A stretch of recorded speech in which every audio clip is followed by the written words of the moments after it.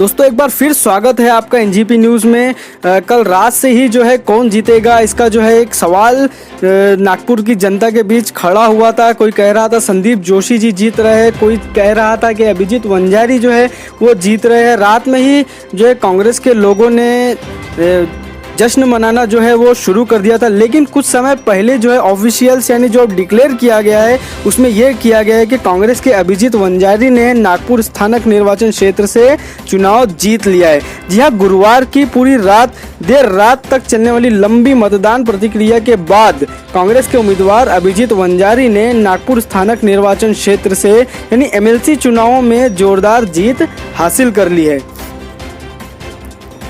महागठबंधन के उम्मीदवार वंजारी ने भारतीय जनता पार्टी के संदीप जोशी को 42,991 मतों से हराकर कुल 61,701 वोट हासिल किए हैं। 18,710 वोटों से जीत दर्ज करने के बाद वंजारी ने अपने परिवार के साथ शुक्रवार को सुबह ही देवताओं के आशीर्वाद लेने के लिए गणेश टेकड़ी मंदिर पहुंच गए थे।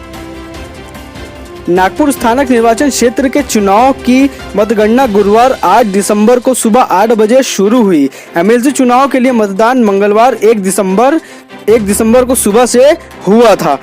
मतगणना डॉक्टर संजीव कुमार मंडल आयुक्त और चुनाव के नेतृत्व में एक टीम द्वारा की गई थी, जो नागपुर के मानकापुर स्पोर्ट कॉम्प्लेक्स में की गई थी। नागपुर के निर्वाचन क्षेत्र का मतदान 64.38 जो रहा था। अंतिम मतदाता पर्ची के अनुसार नागपुर मंडल ने 64.38 मतदाता का रजिस्ट्रेशन किया था। मतदाता के लिए रजिस्टर्ड 2,06,454 मतदाताओं में से 1,32,923 ने वोट देकर अपने अधिकार का इस्तेमाल किया है।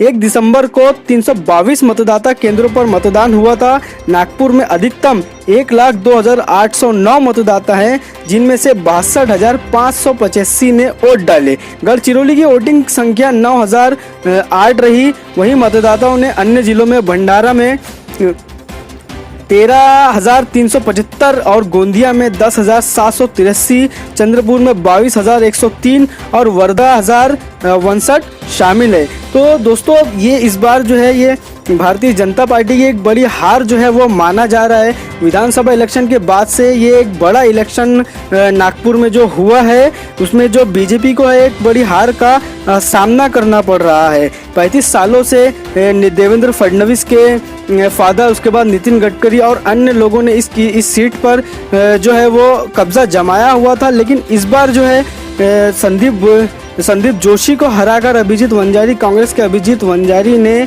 जो 35 सालों का जो रिकॉर्ड है वो तोड़ दिया है। तो कहीं ना कहीं आरएसएस के गढ़ में भारतीय जनता पार्टी जो है वो लुढ़कती हुई नजर आ रही है।